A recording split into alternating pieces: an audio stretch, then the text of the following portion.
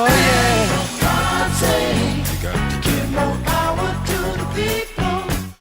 Matters family. Today we are rejoined by one of our guests who's been with us at least a couple of times, and that is State Senator Harold Jones. How are you doing today, Senator Jones? I'm doing well. How are you? I am great. Hope Good. you've had a wonderful holiday season. It was very good, very good. Thank you for asking. Yes, had a good Good. time. Good. Family, this is our first live or first new episode for 2025.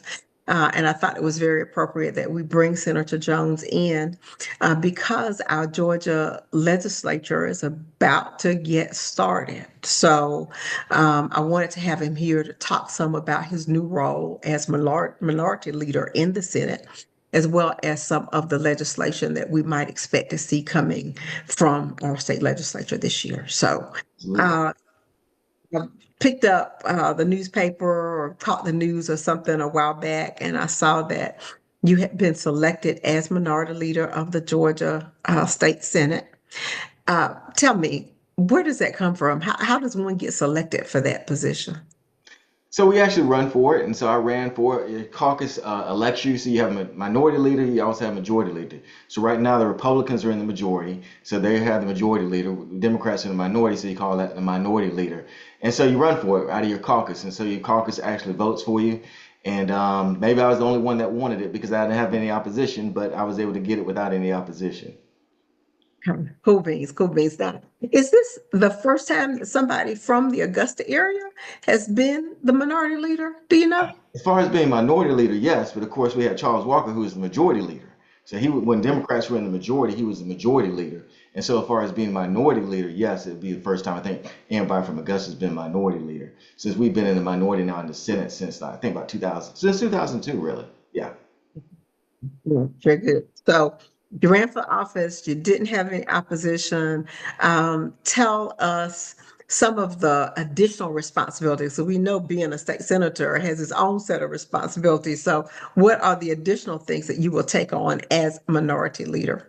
Well, there's a lot more meetings, I can tell you that. I've been into Atlanta quite a bit ever since I got elected, which was Friday after the election. So first week in November, I've been pretty much been in Atlanta that whole time, going back and forth, which is not quite normal at all. Especially this is usually our downtime. This is usually kind of like our off season. I've been called up there almost every week now, doing things. So number one is kind of leading the caucus, the direction that the caucus is going to go in. Some more practical aspects of it. For instance, we're going to be hiring a polling company to do polls for us.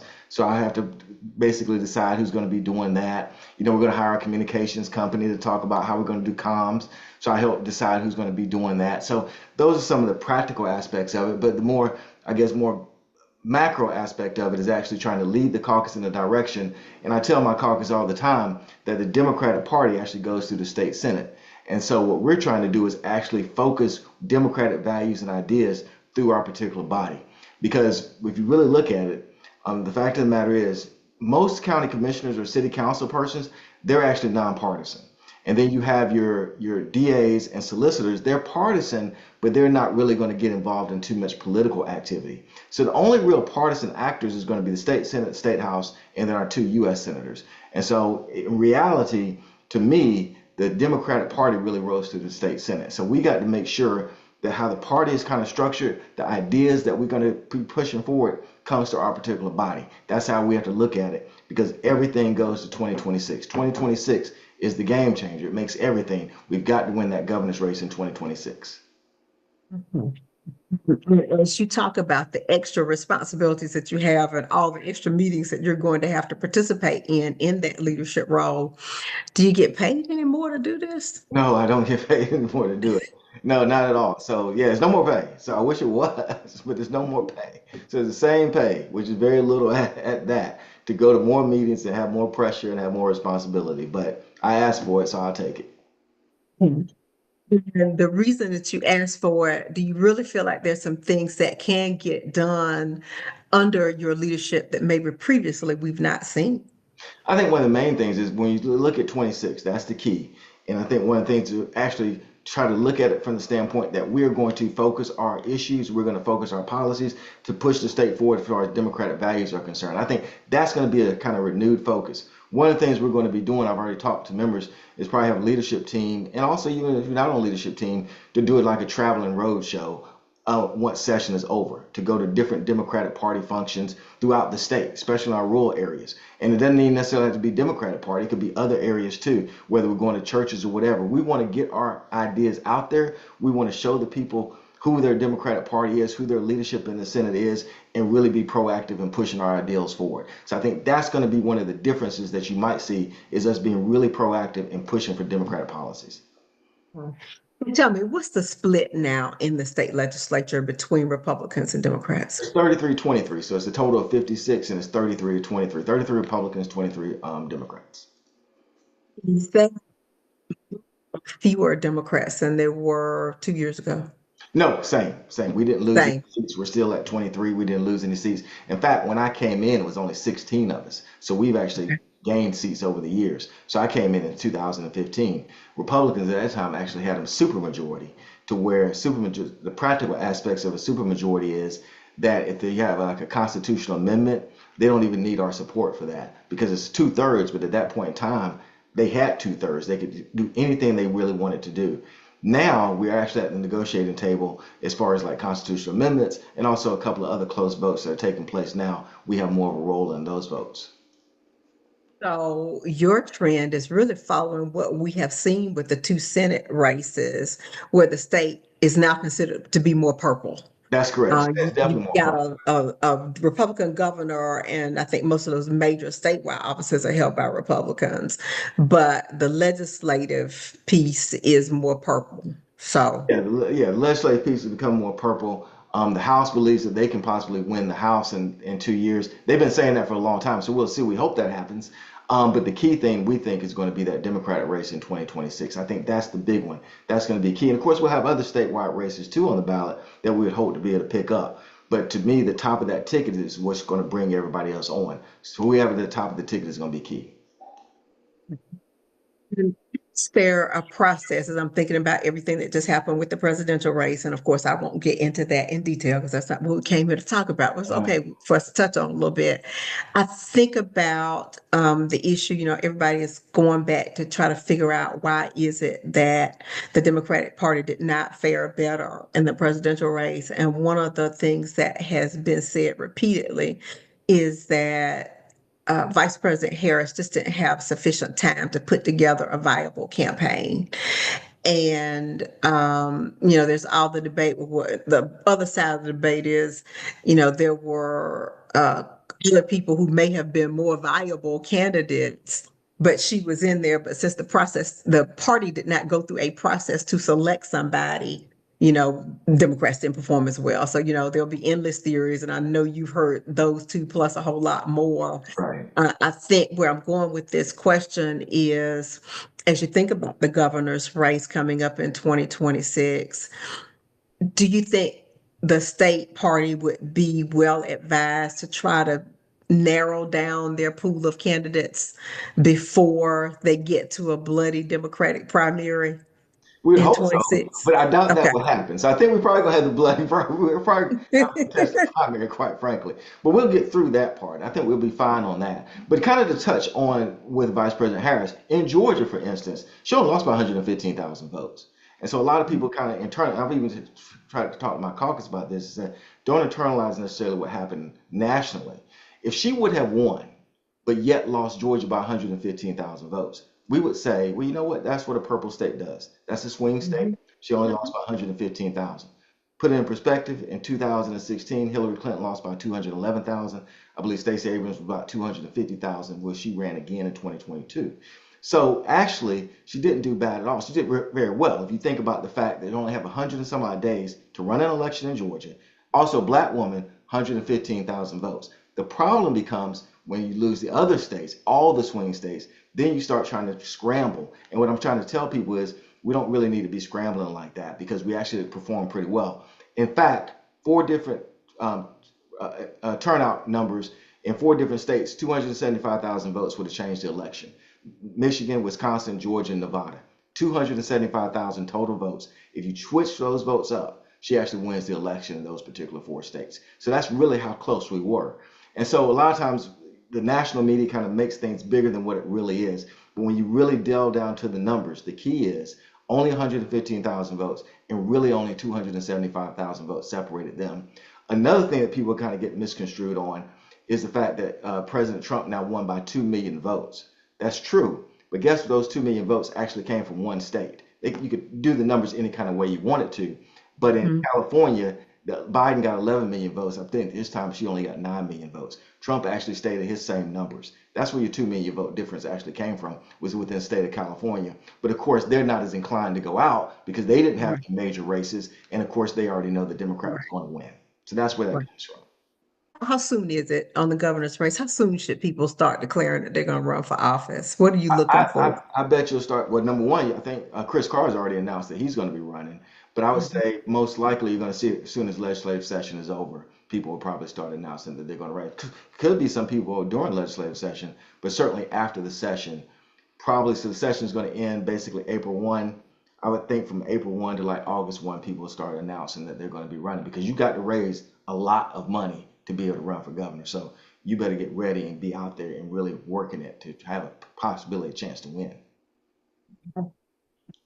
For that, I'll be looking out. There are a couple of names I won't call right now that I think are going to run, but we'll have that conversation Yeah, offline. I look forward to that because I got some We have an names too. official, huh? I got some names too, so we'll talk about that offline. I got a name. Yeah, we can talk about it Yeah, offline, and then after they declare, we'll have another online conversation yeah. about that. I do have some concerns on both sides, actually, of how bloody it could get if there are, 5, 6, 7 people who are running. That requires an awful lot of money to be raised and expended just to get out of your primary, and then you got to face your opposition in Right. November. It'll So. be well funded. Yeah, without a Yeah, doubt. so that could get expensive, and our mailboxes will be filled with a lot of junk mail for a long Yes, they time. will. Yes, it will. No doubt about it. But for a good cause, because one thing about the governor's race, even if we don't, as Democrats, have the House and the Senate, the governor has a lot of power because of the line item veto. So it's very important to be able to get that governor in there. So even if we don't necessarily flip the House and the Senate, in this situation, it doesn't mean that you're going to have gridlock. With that line item veto, it actually changes a lot of the dialogue that takes place. The line item veto means that the governor literally can scratch budgetary items line by line. And Kemp has done that quite often. And so having that kind of power really emphasizes how important the governor's race is going to be. So I look forward to it. I'm ready to get going on it, quite frankly. And was Zell Miller our last Democratic governor? Barnes, Roy Barnes has been the last Once. governor. Yeah. Oh, Yes. yeah. Yeah. Lost in Okay. 2000, lost in 2002. Yeah. Lost in Okay. 2002. That was the year. That Unfortunately. was it. Okay. He Yeah. was a one-term governor, He was right? one term, that's correct. He was Okay. one And term. Miller served too. He All served, right. yeah. And then he All became right. U.S. Senate and then flipped on us and I think went from there. As you also talked about the Democratic agenda Mhm. and ideas. What are some of those things that you would really like to see if you could just wave a magic wand and get all of the votes that you needed? What are the one or two things that you would make happen? I think one thing that has a strong possibility of happening is finally trying to do extend Medicaid as far as working families are concerned. Last year, we actually had a vote in the Senate, in the Senate committee, Regulated Industries. It was the first time since Obamacare or the ACA had been passed that we've had any vote to actually expand Medicaid. So it's something that Democrats have been talking about for a long time. We actually had that vote. We lost it by one vote to get it to the floor of the Senate. I think if it would have got to the floor of the Senate, it would have passed and we would have went from there. So that is something that actually is realistic because only lose by one vote means we actually had Republican support. Mhm. So that is something that we think we can do. Another big one area that we're going to be looking at is also childcare. That's another area. And that actually seems to have some bipartisan support too. So to kind of put it in perspective, you say, why childcare? Childcare in Georgia is extremely expensive. The national average, they say, what you should pay in childcare is about 7% of your income. Georgia's anywhere between 8 and 14%. So we're actually above that. And so we're actually above what they say the national average should be, what the average amount percentage of your income child care should take. So we can actually look at that. And one of the things we can do is possibly look into the CAPS program And so you can actually get more funded into there to we can get more working class people who can basically apply to be able to get child care assistance. So that's one area that we can do because what we're having now, we have two things going on in Georgia.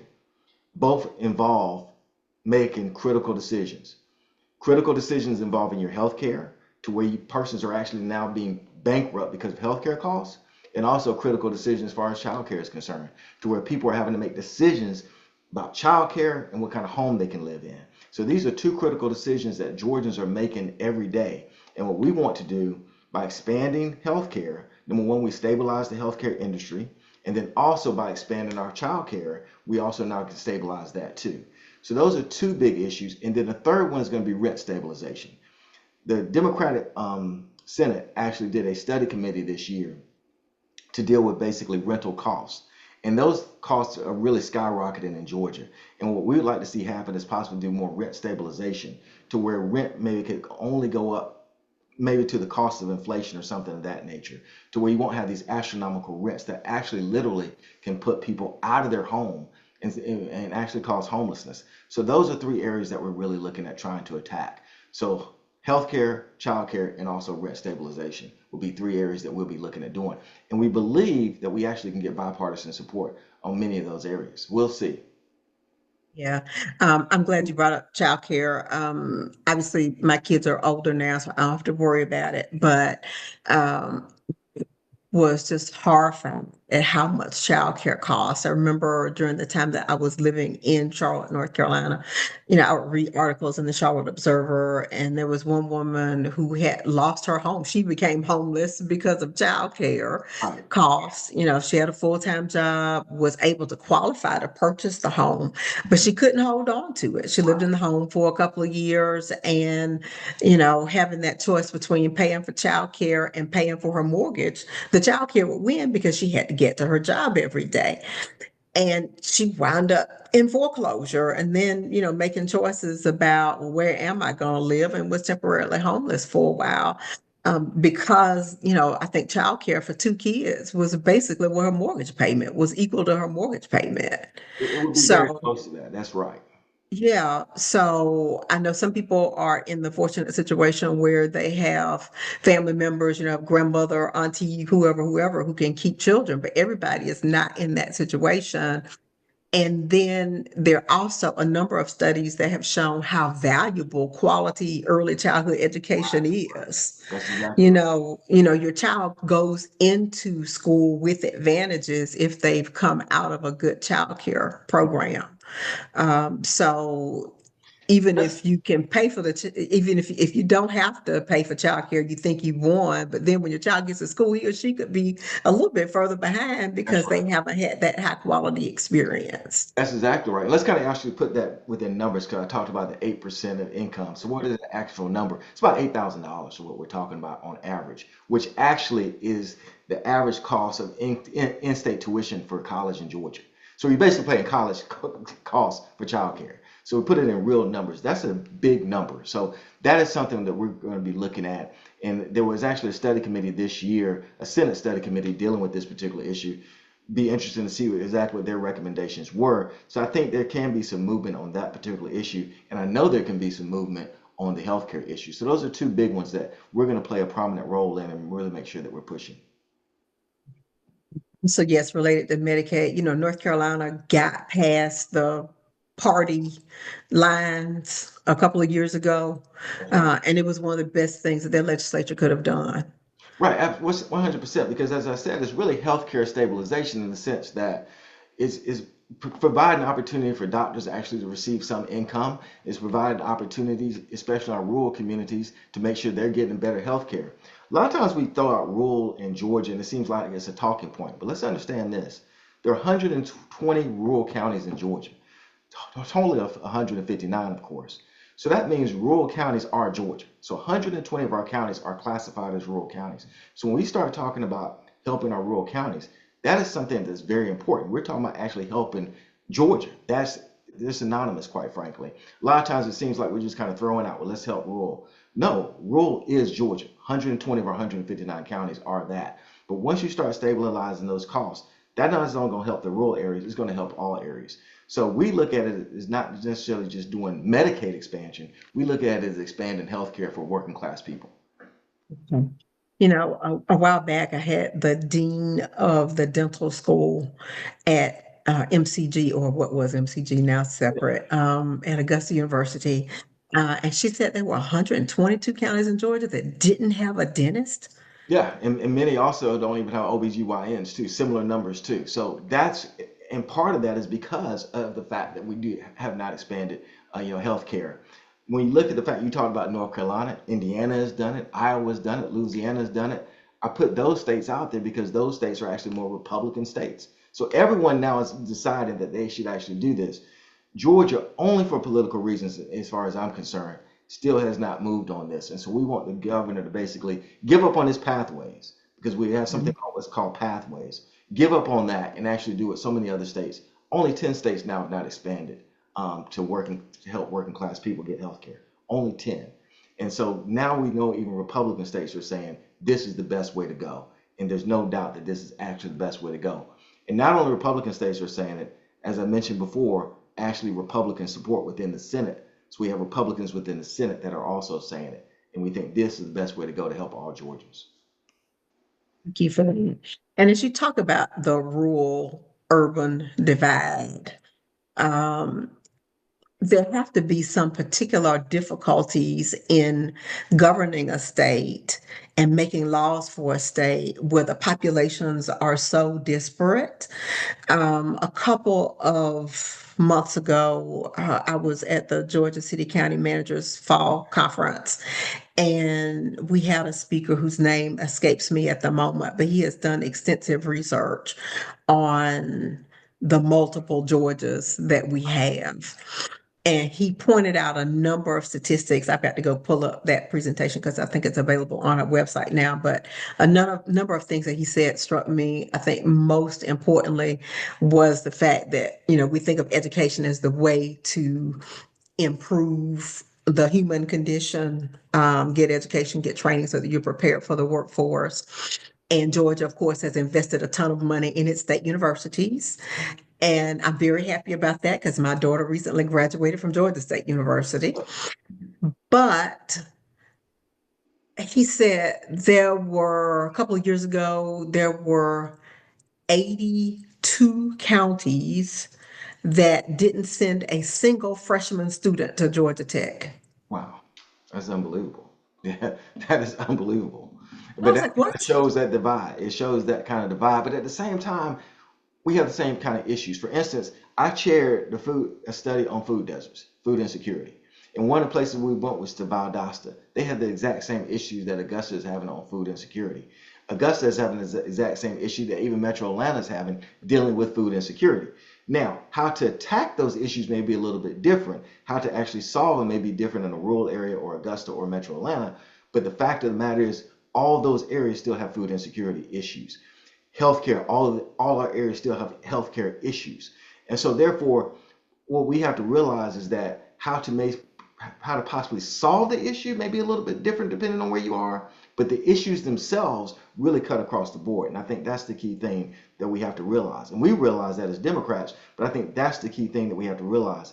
How you actually attack the issue and solve it may be a little bit different. But understand, food insecurity is an issue in Augusta, Atlanta, Valdosta.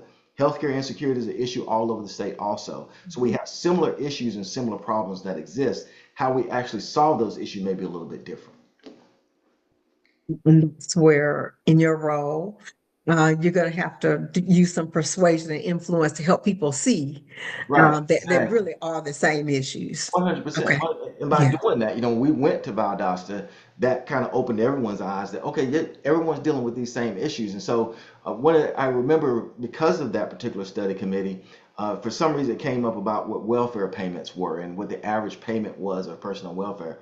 And one of my program colleagues couldn't believe that it was so low because, the genuine conception is, oh, they're just living off welfare, but it's like 300 something dollars a month. You can't, he was like, I had no idea it was that low. But that would have never came out except the fact that you had the food insecurity study committee. So those are the key things. Once we get the facts out there, I think people realize that government plays a role and they can help people actually be able to sustain themselves and help people actually get to a better life. It's not the only way to do it, but it is a safety net. It can provide that safety net and it has a role to help people improve their lives.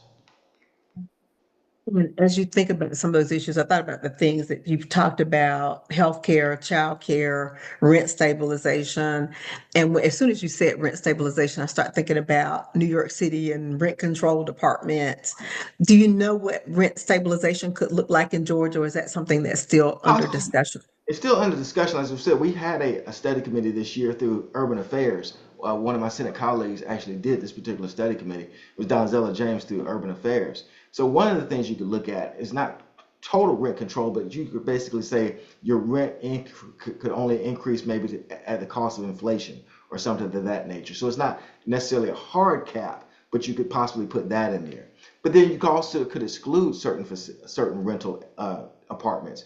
You might say what some states are doing is, look, if your apartment complex or your multifamily complex has only been in existence for like 10 to 15 years, you then wouldn't be subject to these new rent stabilization rules. So there's ways that you can kind of work through it. We realize that we're probably gonna have to do a lot of education on that particular issue, but it's something that's really needed as far as the state is concerned. Thank you for that. Any other things on the horizon Yeah. in our state legislature? I know those are your big ones, and you've talked about your emphasis not just on the policy, but also on ensuring that our Democratic Party continues to be more viable and our state continues to move in the purple direction Right. as opposed to the red direction. Um, any other things that you got on your mind as you look at this role? And also, I want to ask, is it just for this term, or would that automatically continue for as long as you're in the Senate? As long as my colleagues want me to be in the role, so we'll see. But so yeah, as long as they want me to be in the role, I'll tell you the big fight that you'll probably see this year will be on premises liability or tort reform. The governor's mentioned that he wants to do that, and that basically, from their standpoint, from the governor's standpoint and others, is basically trying to stop people from accessing the courthouse. And so we're adamantly opposed to that kind of reform. Certainly, we always are willing to talk about issues, but we don't need to be trying to necessarily stop people from access to the courthouse. But that's going to be, I think, the big fight that you'll probably be seeing in the news is this aspect of tort reform, whether that means medical malpractice, whether that means what we call premises liability. I think that's going to be one of the big fights that'll get a lot of news coverage, and it will be a huge fight. And it's one that you're going to find Republicans and Democrats on the same side on, actually fighting against that type of reform. To shift gears just a little bit, some of our earlier conversations, you had talked about how frustrating sometimes it was to be in the legislature because you felt Yeah, like you were beating your head up against the wall right, sometimes. right. Is it less frustrating now? No, it's still as frustrating. It's just as frustrating. It probably get worse, but I still enjoy it. I still really enjoy it. I still love it. So, and I realize that we have an opportunity. We have an opportunity to make some significant changes. And so, I, for the next year and a half, I'll keep talking about 2026. That's going to be the key thing. We've got to win in 2026, and if we do that, I see some major opportunities for us to do some big things in Georgia. So, even though I'm still beating my head against the wall, I see opportunity and I'm very encouraged and I'm really looking forward to that election in 26. I can't wait because if we get out there, we do what I want to do, and we as a state Senate, Democratic senators, we really push our ideas and our ideals, we will be in prime position to win the governor's race and also make sure that John Ossoff keeps his race in the United States Senate, and we'll see big things happen for Georgia. If residents in your district want to reach out to you, please let us know how they do that.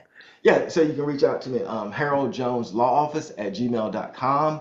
Also, my cell is 706-339-1424. And then like on Facebook, you can go to elect Harold Jones, and then you can also, send me a DM through that. So those are the three best ways to get a hold of me. Anything else you want to share with us before we close out this conversation? Just say we look forward to a great legislative session, and we're going to be out there, and the Democratic leadership team will be coming to a city near you. I guarantee you that to express our values and what we want to do to change this state. Thank you so much, Senator Jones. We look Thank you. forward to good things coming out of the legislature. Absolutely.